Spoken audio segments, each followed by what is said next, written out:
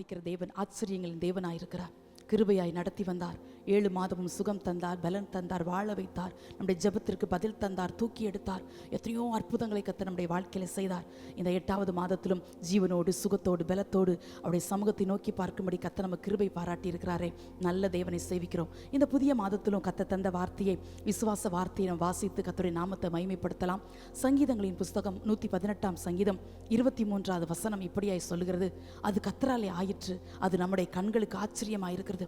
அது கர்த்தராலே ஆயிற்று, அது நம்முடைய கண்களுக்கு ஆச்சரியமாயிருக்கிறது. ஆம் தேவனுடைய பிள்ளைகளே, கர்த்தர் செய்கிற சில கிரியைகள் நம்முடைய கண்களுக்கு ஆச்சரியமாயிருக்கும். மனிதரால் முடியாத காரியங்கள், மருத்துவர்களால் முடியாத காரியங்கள், நாம் நம்ப முடியாத காரியங்கள் எல்லாவற்றையும் கர்த்தர் நம்முடைய வாழ்க்கையில செய்து நம்மளை ஆச்சரியப்படுத்துகிற தேவனாயிருக்கிறார். கடந்த மாதத்தில் கர்த்தர் வார்த்தைகளை தரும்போது துக்கத்தின் மேல் துக்கம் இராதபடிக்கு எனக்கு இறங்கினார் என்று கடந்த ஜூலை மாதத்தில் நாம் வாக்குத்தத்த செய்தியை தியானித்தோம்.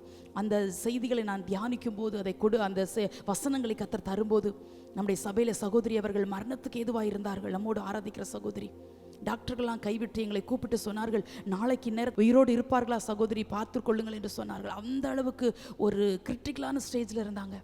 ஆண்டவரே, இந்த வார்த்தையை தருகிறீரே, இது நடக்குமா என்று சொல்லி தேவ சமூகத்தில் கண்ணீரோடு வந்த அந்த செய்தி உங்களோடு கூட பகிர்ந்து கொண்டேன். ஆனால் கர்த்தர் ஆச்சரியப்படுத்தினாரே. செத்து விட்டார்கள், மரித்து விடுவார்கள், இன்னும் கொஞ்ச நேரத்தில் உயிர் போய்விடும் என்று சொன்னபோது, டாக்டர்கள் சொன்னபோது கர்த்தர் ஜீவனை தந்து சுகம் தந்து இன்றைக்கு நம்மோடு கூட கர்த்தர் இந்த அதிகாலையில் ஆராதிக்கும்படி கிருபை செய்கிறாரே.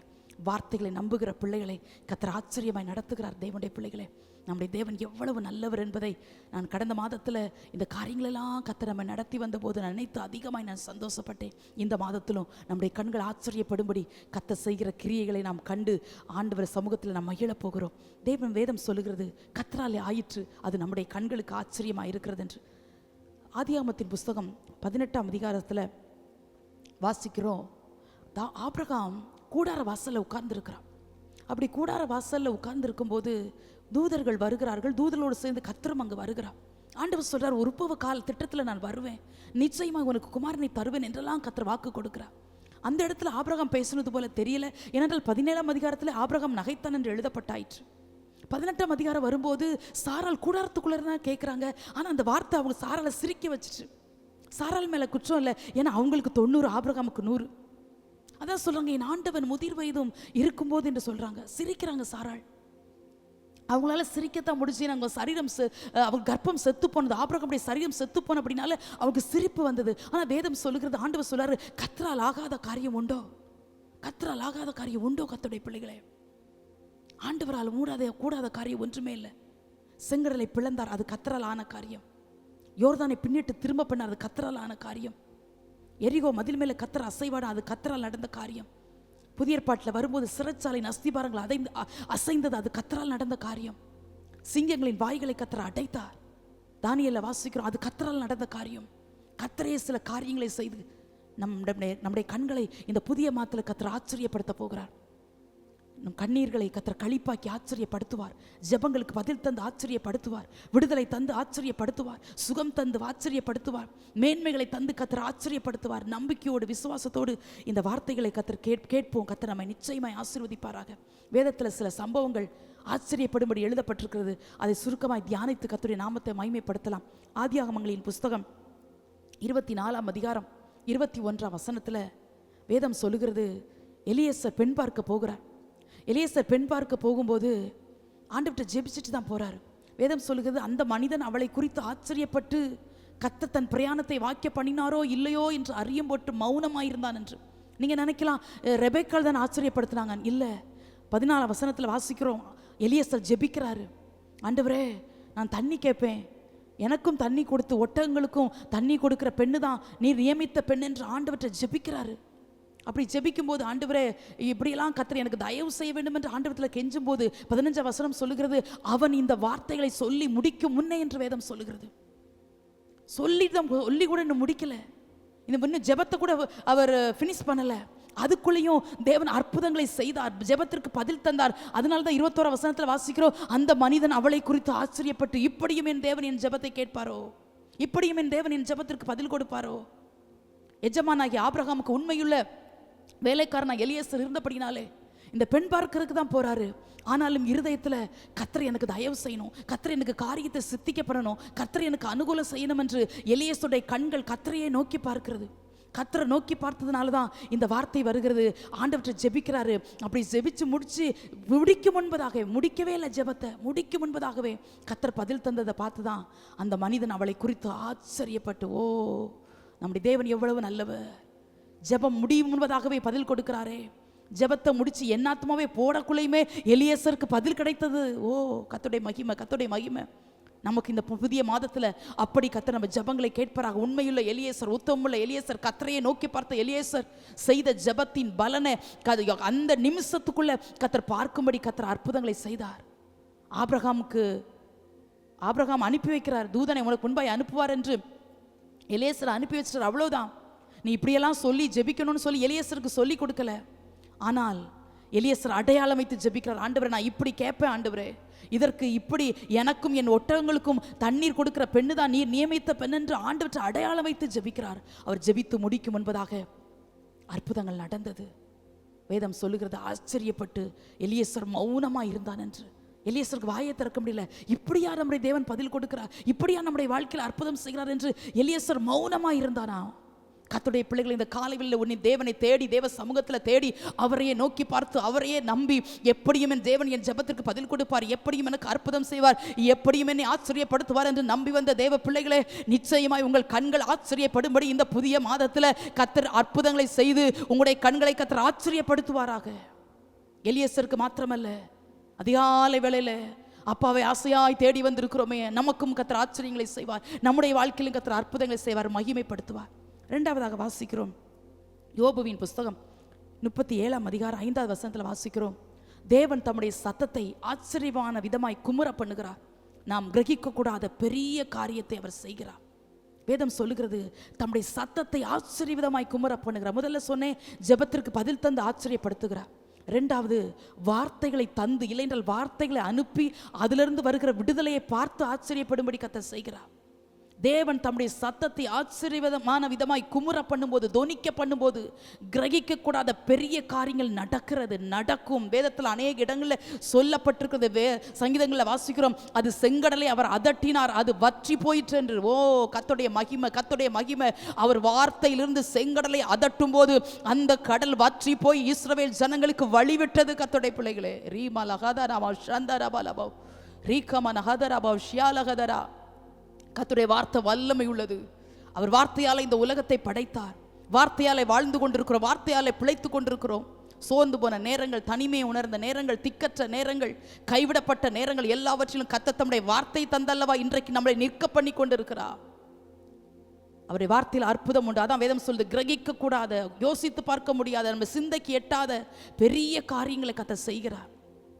லூக்கா எழுதின சுவிசேஷம் 4ஆம் அதிகாரம் 36 வசனத்தில் வாசிக்கிறோம், எல்லாரும் ஆச்சரியப்பட்டு, இது என்ன வார்த்தையோ, அதிகாரத்தோடும் வல்லமையோடும் அசுத்த ஆவிகள் கட்டளையிடுகிறார், அவைகள் புறப்பட்டு போகிறது என்று ஒருவரோடு பேசிக்கொண்டார்களாம்.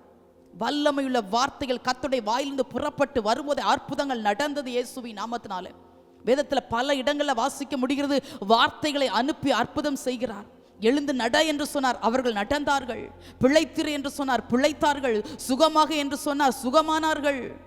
மரித்த லாசருவை கல்லறையில் போய் நிற்கும்போது லாசருவை வெளியே வா என்று சொன்னார், ஒரு வார்த்தை, அவன் அப்படியே வெளியே வந்தான். வார்த்தையை உரைக்கிற இடத்துல அற்புதம் நடக்கும். இந்த புதிய மாதத்தில் கர்த்தர் நமக்காக ஒரு வார்த்தையை உரைக்கிறார். கர்த்தராலே நான் கர்த்தராலே ஆயிற்று. அது நம்முடைய கண்களுக்கு ஆச்சரியமாக இருக்கிற இந்த வார்த்தையை கர்த்தர் நமக்காக இந்த மாதத்தில் கர்த்தர் தந்திருக்கிறார். நம்புங்கள், அறிக்கையிடுங்க, விசுவாசிங்கள், பற்றி கொள்ளுங்கள் வார்த்தையை. கர்த்தருடைய வார்த்தை, கர்த்தருடைய வார்த்தை. தேவன் எனக்காக சொன்னது, எனக்காக பேசினது. நான் பாடுறோம்ல, ஒரு வார்த்தை சொல்லும் கர்த்தாவே, உடைய வார்த்தையிலே சுகம், உடைய வார்த்தையிலே மதுரம், உடைய வார்த்தையில எல்லாம் சந்தோஷம், உடைய வார்த்தையில் அற்புதங்கள் நடக்கும். வார்த்தையை அனுப்பி குணமாக்கினார், வார்த்தைகளை அனுப்பி விடுவித்தார். அவர் சொன்ன ஒவ்வொரு வார்த்தையிலும் அற்புதங்கள் நடந்தது. அவருடைய வார்த்தை உரைக்கப்படுகிற இடங்களில் ஆச்சரியங்கள் நடக்கும். உங்கள் வியாதியோடு வந்திருக்கிறீர்களோ, கண்ணீரோடு வந்திருக்கிறீர்களோ, பலவீனங்களை சுமந்து வந்திருக்கிறீங்களோ, வருத்தங்களை சுமந்து வந்திருக்கிறீர்களோ, தேவனுடைய பிள்ளைகளே, வார்த்தைகளை கர்த்தர் உங்களுக்கு நேராக அனுப்பி கொண்டிருக்கிறார். இந்த காலை நேரத்தில் பலவீனமான சரீரத்தில் துக்கப்பட்டு வந்த இவங்க இருதயத்துல கர்த்தருடைய வார்த்தையாலே நிரப்பிக் கொள்ளுங்கள். ஓ ராபாலா ஷாரா ஹதாரா ரியாந்தனா. கர்த்தருடைய வார்த்தை அற்புதங்களை செய்யும். மனிதன் சொன்ன வார்த்தையை நம்ம தியானித்து கொண்டிருக்கல, ஏதோ கட்டு கதைகளை நம்ம தியானித்து கொண்டிருக்கல. உன்னதமான தேவன் நம்மோடு கூட பேசின நமக்கு அருளிய வேதத்திலிருந்து மகத்துவங்களை நம்ம தியானித்து கொண்டிருக்கிறோம். இந்த வார்த்தை வல்லமை உள்ளது, இந்த வார்த்தை கிருபை உள்ளது, இந்த வார்த்தை அதிகாரம் உள்ளது, இந்த வார்த்தை புறப்பட்டு வரும்போதே அற்புதங்கள் நடக்கக்கூடியது. வார்த்தையை நம்பி ஆண்டவரே கர்த்தர் சேனாக என்னோடு பேசினீரே, எனக்காக இந்த வார்த்தையை தந்தீரே என்று அறிக்கையிடுங்கள். கர்த்தருடைய வார்த்தையின்படியே நம்முடைய வாழ்க்கையில் அற்புதங்கள் நடக்கும். தேவனுடைய பிள்ளைகளே, இதை நம்முடைய கண்கள் பார்த்து இந்த மாதத்தில் ஆச்சரியப்படும். மூன்றாவதாக தாவீது சொல்லுகிறார், சங்கீதம் 139 சங்கீதம் 6வது வசனத்தில் சொல்றாரு, இந்த அறிவு எனக்கு மிகுந்த ஆச்சரியமோ எனக்கு எட்டாத உயரமா இருக்கிறது. அழகான ஒரு வார்த்தை, நம்பிக்கை உள்ள ஒரு வார்த்தை. பதில் தந்து ஜெபத்திற்கு பதில் தந்து ஆச்சரியப்படுத்துகிறார், வார்த்தைகளை அனுப்பி விடுதலையாக்கி ஆச்சரியப்படுத்துகிறார். தேவன் நம்மை நடத்துகிற பாதைகளும் ஆச்சரியமாயிருக்கும். அல்லதான் சொல்றார், இந்த அறிவு எனக்கு மிகுந்த ஆச்சரியமும் என்று சொல்லுகிறார். எந்த அறிவு? அதுக்கு முந்தின நல்ல வசனங்களை எல்லாம் நான் பார்க்கும்போது, என் நாவில் சொல் பிறவாவதற்கு முன்பதாகவே ஆண்டவர் நீர் எல்லாவற்றையும் அறிந்திருக்கிறீர், என் உட்கார்தலை அறிந்திருக்கிறீர், எழுந்திருக்கிறதை அறிந்திருக்கிறீர் என்றெல்லாம் தேவனுடைய நடத்துதலை பார்த்து சந்தோஷப்படுகிறார் தாவீது. இந்த அறிவு எனக்கு மிகுந்த ஆச்சரியமும். எந்த அறிவு? தேவன் என்னை நடத்தினார் என்கிற அறிவு தாவீதுக்குள் இருந்தது. அதை வைராக்கியமாய் நம்பிக்கையாய் தேவ சமூகத்தில் அறிக்கையிடுகிறார். தேவனுடைய பிள்ளைகளை, கர்த்தர் தான் இந்த 7 மாதமும் நம்மை நடத்தினார், உடுத்துவித்தார், போஷித்தார், கிருபைகளை தந்தார், வாழ வைத்தார், சுகம் தந்தார், பலன் தந்தார். கர்த்தருடைய சமூகத்தில் வந்து நிற்பதற்கு நம்மை தைரியப்படுத்தினார். தாவீது சங்கீதத்தில் ஒரு இடத்துல சொல்லுவார், என் ஆத்துமாவிலே பலன் தந்து என்னை தைரியப்படுத்தினீர் என்று சொன்னார், சொல்லுகிறார். அதே போல பலனற்ற நேரங்கள், கண்ணீர் வடித்த நேரங்கள், திக்கற்ற நேரங்கள், கலங்கி நின்ற நேரங்கள், எல்லா நேரங்களிலும் நம்மையும் சபையும் ஊழியங்களையும் கர்த்தர் தைரியப்படுத்தி நடத்தி வருகிறாரே. இந்த அறிவு நமக்கு ஆச்சரியமாக இருக்க வேண்டும். இந்த மாதத்திலும் கர்த்தர் நம்மை நடத்த போகிற பாதைகள் அப்படியே ஆச்சரியமானவர்களா இருக்கும். அதை உணர்ந்து சொல்றாரு. ஏன்னா தாவீது கர்த்தரையை சார்ந்து கொண்ட தேவ மனுஷன். அப்சலோமால துரத்தப்படும் போது, சவுலால துரத்தப்படும் போது, பல யுத்தங்களை செய்யும் போது, தகப்பனும் தாயும் கைவிட்ட போது, எல்லா சூழ்நிலைகளும் கர்த்தர் என்னை நடத்தினாரே. வனாந்தரங்கள், மரண பள்ளத்தாக்குகள், இருள் நிறைந்த சூழ்நிலைகள் எல்லாவற்றிலும் தேவன் என்னை நடத்தினார் என்று ஆச்சரியமாய் தேவ சமூகத்தில் சொல்கிறார். இந்த அறிவு எனக்கு ஆச்சரியமா இருக்கிறது ஆண்டவரே. இப்படி கூட வாப்பா நடத்துவீங்க, இவ்வளவு ஆச்சரியமாவா நடத்துவீங்க அப்படி என்று தாவீது தேவ சமூகத்தில் பூரித்து சொல்லுகிறார், உள்ளம் பூரித்து சொல்லுகிறார். நான் சொல்றேன், நடத்தின பாதைகள் மாத்திரமல்ல, நடத்த போகிற பாதைகளும் அப்படியே இருக்கும். ஏசாயால ஒரு வசனம் எழுதப்பட்டிருக்கும், குருடரை அவர்கள் அறியாத வழியில நடத்தி அவர்களுக்கு தெரியாத பாதையில் அவர்கள் அழைத்து கொண்டு வந்து இருளை வெளிச்சமும் கோணலை செவ்வையுமாக்குவேன். அவர் நடத்துகிற பாதைகள் ஆச்சரியமா இருக்கும், அவர் நடத்துகிற பாதைகள் அற்புதமா இருக்கும். தேவனுடைய பிள்ளைகளே, பார்த்து இந்த மாதத்துல பிரமிக்க போகிறோம். கர்த்தருடைய வார்த்தையை நம்புவோம், அதன்படியே கர்த்தர் நம்முடைய வாழ்க்கையை செயல்பட்டு அதிசயங்களை கர்த்தர் காண செய்வாராக. நடத்தின பாதைகளும் மறக்கக்கூடாது. அதனால தான் தாவீது சொல்றாருல, எனக்கு ஆச்சரியமா இருக்குது ஆண்டவரே, நீங்க நடத்தி வந்த பாதைகள். இந்த அறிவு, எந்த அறிவு? கர்த்தர் தான் என்னை நடத்துகிறார் என்கிற அறிவு, கர்த்தர் தான் என்னை தூக்கி எடுத்தார் என்கிற அறிவு, கர்த்தர் தான் என்னோடு கூட இருக்கிறார், அதனால தான் இவ்வளவு பலவீனங்களை, இவ்வளவு வருத்தங்களை தாண்டி வந்தோம் என்கிற அறிவு நமக்கும் இருக்கணும். கர்த்தருடைய பிள்ளைகளே, கர்த்தர் அல்லவா நடத்தி வருகிறா, அழகாய் நடத்துகிறாரே, அதிசயமாய் நடத்துகிறாரே, வார்த்தைகளை தந்து நடத்துகிறாரே, கிருபையாய் நடத்துகிறாரே. குடும்பமாய் உட்கார்ந்து நம்ம நன்றி செலுத்தணும். ஆண்டவரே, இவ்வளவு ஆச்சரியமாய் என்னை நடத்தி வந்தீங்களே, இனியும் அவர் நடத்த போகிறாரே. கடந்து வந்த நாட்களை விட இனி நடத்த போகிற பாதையில் இதை விட மேலானவைகளாக இருக்கும். இதிலும் பெரிதானவர்களை கண்டு தேவ சமூகத்தில் சந்தோஷப்படும்படி கர்த்தர் காரியங்களை செய்வாராக. அடுத்ததாக வாசிக்கிறோம், மார்க் எழுதின சுவிசேஷம் 5ஆம் அதிகாரம் 42 வசனத்தில் ஒரு வார்த்தை எழுதப்பட்டிருக்கும். ஆண்டவர் அந்த இடத்துல ஒரு சொல்லப்பட்டிருக்குது, உடனே சிறுப்பன் எழுந்து நடந்தாள், அவள் 12 வயது உள்ளவளாக இருந்தாள், அவர்கள் மிகுந்த ஆச்சரியப்பட்டு பிரமித்தார்கள் என்று. ஒரு மகிமையான, ஒரு ஆச்சரியமான, அதிசயமான ஒரு சம்பவம் அங்கே எழுதப்பட்டிருக்கிறது. அந்த மார்க் 5ஆம் அதிகாரத்தில் வாசிக்கும் போது, யவீர் என்கிற ஒரு ஜெபாலய தலைவன் இருக்கிறான். அவனுக்கு ஒரு குமாரத்தி இருக்கிறாள், அவளுக்கு 12 வயது, அவள் மரண அவஸ்தையா இருக்கிறாள். எல்லா சுவிசேஷங்களையும் இந்த சம்பவம் எழுதப்பட்டிருக்குது. ஆண்டுடைய பாதத்தில் வந்து விழுந்து கூப்பிட்டு இருக்கிற, ஆண்டவரே என் வீட்டுக்கு வர வேண்டும், என் பிள்ளை மரண அவஸ்தையா இருக்கிறாள் என்று சொல்லி ஆண்டவரை பணிந்து கொண்டு கூப்பிடுகிறான் தாழ்மையாய். ஆண்டவர் வர்றேன்னு சொல்லி கூட போறாரு. போய்கொண்டு இருக்கும்போது நிறைய ஜனக்கூட்டமான ஜனங்கள் அவரோடு போயிட்டு இருக்கிறாங்க. ஒரு பெரும்பாடுள்ள ஸ்திரீ வந்துட்டாங்க, வந்து உடைய ஆடையை தொடுறாங்க. உன்னை வல்லமை புறப்படுகிறது, உன்னை ஆண்டவர் என்ன கேட்கிறாரு, யார் என்ன தொட்டது, இப்படியெல்லாம் கேட்கிறாரு. இதுக்குள்ளே நேரம் ஆயிற்று. நேரம் ஆன போது இந்த யவீருடைய மகள் இருக்கிறாளே, ஜெபாலை தலைவனுடைய மகள், அவள் மரித்து போனாள். உடனே அவள் வீட்டில இருந்து ஜெபாலை தலைவனுடைய ஊழியக்காரர்கள் வந்து சொல்றாங்க, போதகரை வருத்தப்படுத்த வேண்டாம், உங்க மகா மரிச்சிட்டான்னு. எப்படி இருந்திருக்கும் எவையிருக்கு? அப்பா, மரண அவஸ்தையா இருக்கும் போதே கூப்பிட வந்தேனப்பா, கத்துனப்பா, என் வீட்டுக்கு வந்துருங்க, நீங்க எங்க வீட்டுக்கு கால் வச்சாலே அற்புதம் நடக்கும்னு சொல்லித்தனப்பா, இவ்வளோ டிஸ்டன்ஸா இருந்தாலும் உங்களை கூப்பிடறதுக்கு ஓடோடி வந்தேன், இப்போ என் பிள்ளை செத்துட்டாளேப்பா அப்படின்னு கத்தணும் போல இருந்திருக்கும். ஆனா யவீரு கத்தலை, ஏன்னா விசுவாசம் இருந்துச்சு, நம்பிக்கை இருந்துச்சு. ஆனா ஆண்டவர் சொல்றாரு, பயப்படாத, விசுவாசம் உள்ளவன் ஆயிரு. அவங்க வந்து சொல்றாங்க உங்க மகா மரிச்சிட்டான்னு. ஆண்டவர் சொல்றாரு, பயப்படாத, விசுவாசம் உள்ளவன் ஆயிரு. இனிமே என்ன ஆண்டவரை பயப்படாம இருக்குது, இனிமே என்ன ஆண்டவரை விசுவாசம் இல்லாம இருக்குது? கேட்கல யவீரு. ஏன்னா யவீருக்கு தெரியும், என் கூட இருக்கிறவர் மரித்தாலும் பிழைக்க செய்கிறவர், வார்த்தையை அனுப்பி விடுவிக்கிறவர், வார்த்தையை அனுப்பி ஜீவனை கொடுக்கிறவர் என்பதை யவீர் அறிந்திருந்ததுனால ஒரு வார்த்தையும் கேட்காம இத்தனை கடினமான சூழ்நிலைகளும் கர்த்தரை நம்பி அமைதியா இருக்கிறார். ரொம்ப ஆச்சரியமா இருக்கும். இந்த இடத்துல வாசிக்கும் போதெல்லாம் நான் யவீரை குறித்து ஆச்சரியப்படுவேன். கொஸ்டினும் கேட்கல, கலங்கி போகவும் இல்லை. செல்ல மகள், ஆசையா எப்படியாவது அந்த மகள் பிழைத்துக் கொள்ள வேண்டும் என்றுதான் இவ்வளவு தூரம் ஓடி வந்தாரு. ஆனா அது ஃபெயிலியர் ஆயிடுச்சு. ஐயோ, நான் எடுத்த முயற்சிகள் தோற்று போச்சு, என்ன ஆண்டவரே நீங்க வரல, கூப்பிடும்போது வந்திருந்தா என் மகள் பிழைச்சிருப்பாளேன்னு கூட சொல்லலையே. கர்த்தருடைய பிள்ளைகளே, மரித்த பிற்பாடும் அமைதியாய் கர்த்தருடைய சமூகத்துல நின்று கொடுத்து, எப்படியும் தேவனின் வீட்டுக்கு வருவார், எப்படியும் அற்புதம் செய்ய, என்ன விசுவாசம் பலப்படுத்தப்படட்டும். இந்த மாதத்துல, கடந்த மாதங்களில் கர்த்தர் தந்த வார்த்தையின்படியே நம்மை நடத்தி வந்ததை சபையார் எல்லாரும் நம்ம பார்த்திருக்கிறோம். பார்த்து தினமும் ஆச்சரியப்பட்டு மகிமைப்படுத்தி கொண்டிருக்கிறோமே. ஏன் கர்த்தர் நம்முடைய வாழ்க்கையில் அற்புதங்களை செய்ய மாட்டார்? யவீருக்கு அவ்வளவு விசுவாசம் இருந்த ஆண்டவரே, பயப்பட மாட்டேன், விசுவாசமா இருப்பேன் ஆண்டவரே. உள்ள போறாரு ஆண்டவரும் யவீரும், வீட்டுக்குள்ள நுழையிறாங்க. அவளை மறிச்சு அடக்கத்திற்காக வச்சிருக்கிறாங்க. ஆண்டவர் சொல்றார், நித்திரையா இருக்கிறாள் என்று. வேதம் சொல்லுகிறது, எல்லாரும் நகைத்தார்களாம். ஏன்னா உயிர் போகும்போது அவங்க தான் கூட இருந்தாங்க. யவீரும் இல்லை, அங்க இயேசுவும் இல்லை. உயிர் போகும்போது ஜெபாலை தலைவனா இருந்தபடினாலே, ஊருக்குள்ள நல்ல மதிப்பு மரியாதை இருந்தபடினாலே அநேக ஜனங்கள் வந்து உயிர் போகும்போது அந்த சிறுப்பனோடு இருந்தார்கள். அவங்க தான் பெட்டியில வச்சிருந்திருப்பாங்க, அடக்கத்துக்கான ஏற்பாடுகளை செஞ்சிருப்பாங்க. அதனால அவங்க சிரிக்கிறாங்க. ஆண்டவர் சொல்றார், எல்லாரையும் வெளியே போக பண்ணி அற்புதங்களை கர்த்தர் செய்யற. சிரிச்சவன், அவிசுவாசமா பேசினவங்க, நம்பாதவங்க எல்லாரையும் வெளியே போட்டார். வெளியே போக வைத்து அற்புதங்களை செய்து பிரமிக்க வைத்தார். அதிசயத்தை செய்து பிரமிக்க வைத்தார். தேவனுடைய பிள்ளைகளே, ஏன் நம்முடைய வாழ்க்கையில செய்ய மாட்டார்? ஏன் யவீருக்கு இவ்வளவு துரிதமாய் நடந்தது? மரித்தாலும் ஏன் அவள் மகள் பிழைத்தாள்? வேதம் சொல்லுது, சிறுப்பன் எழுந்து நடந்தாளாம், உட்கார்ந்தாள் என்று கூட சொல்லல, செத்து போயிட்டாங்க. அவ ஏற்கனவே சாதாரண மரணம் அல்ல, மரண அவஸ்தையா இருக்கக்கூடிய ஒரு கொடிய வியாதியில மரித்திருக்கிறாள். ஆனாலும் அவள் எழுந்து நடந்தாள். கர்த்தருடைய வார்த்தை வந்தபோது மரித்தவள் உயிரோடு எழுந்தாள். இயேசுவின் நாமத்தினால இப்படிப்பட்ட பலத்த அற்புதங்கள், பலத்த ஆச்சரியங்கள் நம்முடைய சபையில, நம்முடைய குடும்பங்களில, விசுவாசிக்கிற நம்முடைய வாழ்க்கையில நடக்கும். அது கர்த்தராலே நடக்கும். அது நம்முடைய கண்களுக்கு ஆச்சரியமா இருக்கும். வேதத்துல கர்த்தர் அநேக இடத்துல அதிசயங்களை செய்து அநேக ஆச்சரியப்பட வைத்தார்.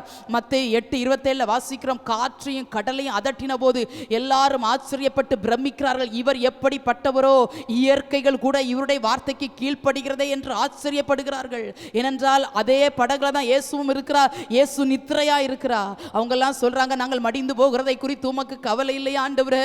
நீர் இப்படி சுகமாய் நித்திரை பண்ணி கொண்டிருக்கிறீரோ, நாங்கள் மடிந்து போகிறோமே, பலமான காற்று வீசுகிறதே, கடல் கொந்தளிக்கிறதே என்று அங்கலாய்த்த போது அவர் எழுந்து இறையாதே அமைதலாயிரு என்று சொன்னார். ஒரு அமைதல் உண்டாயிற்று. உங்கள் வாழ்க்கையில இந்த புதிய மாதத்திலே எந்த பிரச்சனைகள், எந்த வியாதிகள், எந்த போராட்டங்கள் இறைந்து கொண்டிருந்ததோ, உங்கள் இருதயத்தை கலக்கப்படுத்தி கொண்டிருந்ததோ, உங்களை துக்கப்படுத்தி கொண்டிருந்ததோ, அந்த காரியத்தில் ஒரு அமைதல் உண்டாகும். ஏனென்றால் இயேசுவாகிய கர்த்தர் நம்முடைய வாழ்க்கையாகிய படகுல, வாழ்க்கையாகிய பயணத்துல உண்டு. அவர் இருக்கிறபடினாலே தோல்வி இல்லை. நமக்கு ஜெயம் உண்டு இயேசுவின் நாமத்தினால. மரித்தவர்களே உயிரோடு எழுப்பி இருக்கிறார்னா நம்முடைய தேவன் எப்படிப்பட்டவர்? சிரிச்சவங்களே, அந்த நான் மார்க்கில் சொன்னேன்ல, அது மாதிரி சிரித்தவர்களே ஆச்சரியப்படுறாங்க. உங்களை பார்த்து யாராவது சிரிச்சாங்களா? இந்த குடும்பம்லாம் இனி எங்க தலையெடுக்க போகுது, இவங்களுக்கெல்லாம் இனி எங்க நடக்க போகுது, இவங்க வேணா நன்மைக்காக காத்திருக்கலாம், இதெல்லாம் நடக்குமான்னு சொல்லி யாரெல்லாம் உங்களை பார்த்து சிரிச்சாங்களோ அவர்கள் மத்தியில் கர்த்தர் உங்களுக்கு அற்புதங்களை செய்வார். தேவனுடைய பிள்ளைகளே, ஒரு நாள் ஒரு செய்தியில் ஒரு சம்பவத்தை நான் பார்த்தேன். அது எனக்கு ஆச்சரியமாக இருந்தது. ஒரு மனிதன் மிகுந்த சுகவீனமாய் ஐசியூ வார்டில் இருக்கிறான்.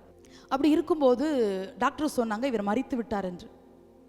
உடனே வீட்டுக்கு அவங்க தகவல் கொடுக்குறாங்க, இப்படி மறிச்சிச்சான், பாடி வரப்போகுது அப்படின்னு. உடனே வீட்டில் இருக்கிறவங்க சொந்த பந்தங்க எல்லாத்துக்கும் தகவல் கொடுத்து வீட்டுக்கு முன்னால் பந்தல்லாம் போட்டு பெட்டிக்கெல்லாம் ஏற்பாடு செஞ்சு அப்படியெல்லாம் ஐஸ் பாக்ஸ்லாம் வந்து எல்லாம் ரெடியாக இருக்குது. இது உண்மையாக நடந்தது. இந்த செய்தியில் சொன்னாங்க, அதுக்கு ஆச்சரியமாக இருந்துச்சு. வந்து அந்த பாடி ஆம்புலன்ஸ்லேருந்து இறக்கி அந்த பெட்டிக்குள்ளே வைக்கிறாங்க. அவனுக்கு உயிர் வந்துருச்சு. அவன் எழுந்து உட்கார்றான். ஆனால் அதை அப்படியே கேமராவில் அது படமாக எடுத்துருக்காங்க. எனக்கு அது ஆச்சரியமாக இருந்தது. ஒருத்தர் கூட சந்தோஷப்படலை, ஏன் உயிரோடு இருந்துட்டானேன்னு. எல்லாரும் சொல்கிறாங்க, ஐயோ நாங்கள் லீவ் போட்டு இந்த துஷ்டிக்கு வந்தோமே, சே ஒரு நாள் வேலை எங்களுக்கு போயிடுச்சு அப்படின்னு சிலர் சொல்கிறாங்க. சிலர் வாங்கிட்டு வந்த மாலையை தூக்கி காட்டி சொல்கிறாங்க, சே இந்த மாலை எங்களுக்கு வேஸ்ட்டாக போயிட்ட, வீணான செலவு அப்படின்னு. ஒருவர் கூட சந்தோஷப்படலை. எனக்கு அதை பார்த்து துக்கமாக இருந்தது. ஒரு மனிதன் பிழைப்பது, ஒரு மனிதன் உயிரோடு எழுவது உலக ஜனங்களுக்கு சந்தோஷம் இல்லை. இந்த உலகம் பொல்லாததாக இருக்கிற அப்படின்னாலே சில நேரங்களில் நம்முடைய மரணத்தை கூட உலகம் விரும்புகிறது. நம்முடைய தேவன் வாழ வைக்கிறவர். பிழைத்திரு என்று சொல்லுகிறார், சுகித்திரு என்று சொல்லுகிறார், செழித்திரு என்று சொல்லுகிறார். நம்மை பார்த்து தேவனுடைய பிள்ளைகளை நம்மை வாழ வைக்கிற அன்பு தெய்வத்தை சேவிக்கிறோம். எதெல்லாம் உங்கள் வாழ்க்கையில் மரித்து போனது, சமாதானம், சுகம், பலன், ஆரோக்கியம் மரித்த நிலைமையில் இருக்குதா? அற்புதம் செய்து உங்களை ஆச்சரியப்படுத்துவார் கர்த்தருடைய பிள்ளைகளே. பிசாசு எங்கெல்லாம் மரணம் என்று எழுதினானோ அதை கர்த்தர் ஜீவன் என்று எழுதுகிறார், ஜீவன் என்று எழுதுகிறார். சத்ரு தோல்வி என்று எழுதினதை கர்த்தர் ஜெயம் என்று எழுதுகிறார். வியாதி என்று சத்ரு எழுதினதை அவர் பலன் என்று எழுதுகிறார், சுகம் என்று எழுதுகிறார். நம்புங்க கர்த்தருடைய வார்த்தை, விசுவாசிங்க, அற்புதம் நடக்கும் இயேசுவின் நாமத்தினால. ஏசாயா 29:14 வாசிக்கிறோம், இதோ நான் அற்புதம் ஆச்சரியமான பிரகாரமாக இந்த ஜனங்களுக்குள்ளே ஒரு அதிசயத்தை செய்வேன் என்று கர்த்தர் வாக்கு கொடுக்கிறார். அற்புதமாக ஆச்சரியமான பிரகாரமாக இந்த ஜனங்களுக்குள்ளே ஒரு அற்புதத்தை செய்து ஆச்சரியப்படுத்துவேன் என்று கர்த்தர் சொல்லுகிறாரே. தேவனுடைய நம்முடைய வாழ்க்கையிலே நடக்கும். அதெல்லாம் சங்கீதம் 118 நம்ம வாசித்தோம். அது கர்த்தராலே ஆயிற்று. அது நம்முடைய கண்களுக்கு ஆச்சரியமாக இருக்கிறது. ஆச்சரியமான காரியங்களை கர்த்தரால மட்டும்தான் செய்ய முடியும். நம்முடைய வாழ்க்கை மிக குறுகினது. எத்தனையோ நன்மைகளுக்காக காத்திருக்கிறோம், எத்தனையோ அற்புதங்களுக்காக காத்திருக்கிறோம், எத்தனையோ காரியத்தில் நம்முடைய விடுவிப்பார் என்று காத்திருக்கிறோமே. தேவனுடைய பிள்ளைகளே, இந்த வசனத்தை தினமும் அறிக்கையிடுங்க. கர்த்தராலே ஆகும். என்னுடைய கண்களுக்கு அது ஆச்சரியமா இருக்கும். சொல்லுங்க சொல்லுங்க, சொல்லிக்கிட்டே இருங்க. வார்த்தையை விசுவாசித்து நம்பி நம்பி அறிக்கையிடுகிற பிள்ளைகள் ஒரு நாளும் தோற்று போனதில்லை, ஒரு நாள் வெட்கப்பட்டு போனதில்லை. அவரை நம்புகிற பிள்ளைகளை அவர் ஆசீர்வதிக்கிறவர். அவர் நம்புகிற பிள்ளைகள் அவர் விடுவிக்கிற தேவனாயிருக்கிறார். இந்த மாதத்தில் உங்கள் குடும்பங்கள் ஆச்சரியப்படும், உங்கள் கண்கள் ஆச்சரியப்படும், உங்கள் பிள்ளைகள் ஆச்சரியப்படுவார்கள், நம்முடைய சபை ஆச்சரியப்படும். அப்படிப்பட்ட பலத்த காரியங்களை கர்த்தர் செய்வாராக. அதற்கு ஒன்று, விசுவாசத்தோடு, உண்மையுள்ள இருதயத்தோடு, உத்தமமுள்ள இருதயத்தோடு, பரிசுத்த இருதயத்தோடு அப்பாவை நோக்கி பார்க்கணும். அப்பா, தாவீது சொல்றாருல்ல, எனக்கு ஒத்தாசை வரும் பர்வதங்களுக்கு நேராக என் கண்களை ஏறெடுக்கிறேன் என்று சொல்லுகிறார். தாவீதுக்கு தெரியும், ஒத்தாசை, சகாயம், மீட்பு எல்லாம் கர்த்தரிடத்திலிருந்து தான் எனக்கு வர வேண்டும் என்று தாவீது அறிந்தபடினாலே நம்பிக்கையோடு அறிக்கை எடுக்கிறார். அப்பா, உம்முடைய சமூகத்திலிருந்து மாத்திரமே எனக்கு ஒத்தாசை வரும் என்று அறிக்கை எடுக்கிறார். நோக்கி பாருங்க, அற்புதம் நடக்கும். அறிக்கையிடுங்க, அற்புதம் நடக்கும். விசுவாசிங்க, அற்புதம் நடக்கும். தேவனுடைய பிள்ளைகளே, ஜீவனுள்ள வார்த்தைகளை தியானித்துக் கொண்டிருக்கிறோம். கர்த்தராலே உங்கள் குடும்பத்தில் காரியங்கள் நடக்கும். கர்த்தராலே சில மாற்றங்கள் வரும். கர்த்தராலே நீங்கள் ஆசீர்வதிக்கப்படுவீர்கள். கர்த்தராலே நீங்கள் மேன்மைப்படுத்தப்படுவீர்கள். கர்த்தராலே சில உன்னதமான உயர்வுகள் உங்களை தேடுவீர்கள். கர்த்தராலே, அதான் முக்கியம். மனிதனால் அல்ல, சூழ்நிலையில் அல்ல, யாரோ நாம் நம்பி இருக்கிறவர்கள் அல்ல. கர்த்தராலே கர்த்தராலே கர்த்தராலே கர்த்தராலே. அந்த வசனம், அந்த வார்த்தை ரொம்ப முக்கியம். கர்த்தரால தான் எல்லா காரியமும் நடக்கும் என்பதை நீங்களும் நானும் இருதயத்தின் ஆழத்தில் நன்றாய் பதித்திருக்க வேண்டும். அநேகர் மனுஷனுடைய வார்த்தையை நம்பி ஏமாந்து போவாங்க. சில நம்பிக்கைக்குரிய மனிதர்கள் என்று சொல்லி சிலரை நம்பி ஏமாந்து போவாங்க. அதல்ல, கர்த்தராலே நம்முடைய வாழ்க்கையில் பல நன்மைகள் நம்மளை தேடி வரும். இந்த மாதத்தில் அது நம்முடைய கண்களுக்கு ஆச்சரியமாக இருக்கிறது என்று அழகாய் வேதம் சொல்லுகிறது. ஆச்சரியப்படுத்துவார். வேதம் சொல்லுகிறது, அவர் ஆலோசனையில் ஆச்சரியமானவர். ஏசாயால் அப்படி தானே எழுதுகிறார். ஏசாயா 28:29 ஏசாயா சொல்ல, அவர் ஆலோசனையில் ஆச்சரியமானவர். தேவனுடைய பிள்ளைகளே, ஆச்சரியமானவர் என்பது ஒரு நாமம். தினமும் சொல்லுங்கப்பா, ஆச்சரியமான நாமத்தை உடையவர். ஏசாயா 9 வாசிக்கிற அதிசயமான நாமத்தை உடையவர், அதிசயமான ஆச்சரியமான நாமத்தை உடையவர். நமக்கு அதிசயத்தை அற்புதங்களையும் செய்து நம்மை ஆச்சரியப்படுத்தாமல் இருப்பாரோ? தேவனுடைய பிள்ளைகள், நிச்சயமாய் செய்வார், நிச்சயமாய் செய்வார். நம்முடைய கண்களுக்கு ஆச்சரியமாய் இருக்கும்படி இந்த மாதத்தில் அநேக காரியங்களை கர்த்தர் செய்து, கடந்த மாதத்தில் எப்படியெல்லாம் நம்மை சாட்சி கேட்க வைத்தாரோ, சாட்சி கொடுக்க வைத்தாரோ, அதைவிட அதிகமாய் இந்த மாதத்தில் கர்த்தர் இடைபடுவாராக. ஊழியங்கள் இடைபடுவாராக. உங்கள் குடும்ப வாழ்க்கையில் கர்த்தர் இடைபடுவாராக. நம்முடைய கண்கள் ஆச்சரியப்படும்படி அற்புதங்களை செய்து, நெடுநாள் காத்திருந்த காரியங்கள், நெடுநாள் தாமதித்த காரியங்கள், அநேக நாளாய் கண்ணீர் வடித்து அப்பா, ஒரு அற்புதம் நடக்காதா, ஒரு மாற்றம் வராதா, என் சூழ்நிலை மாறாதா, என் இருதயத்தின் உடைவு உமக்கு தெரியாதா என்று சொல்லி தேவ சமூகத்தில் அங்கலாய்த்து வந்திருக்கிற தேவ பிள்ளைகளே, நிச்சயமாய் உங்கள் வாழ்க்கையில் இந்த மாதத்தில் அற்புதங்கள் நடக்கும். உங்கள் கண்கள் ஆச்சரியப்படும். அநேகர் அதை பார்த்து பிரமிப்பார்கள். நீங்களும் கர்த்தருக்கு சாட்சிகளாய் மாறுவீர்கள். எல்லாரும் அப்படியே உற்சாகமாய் சந்தோஷமாய் தேவ சமூகத்தில் எழும்பி நின்று கர்த்தர் நாமத்தை மகிமைப்படுத்தலாம்.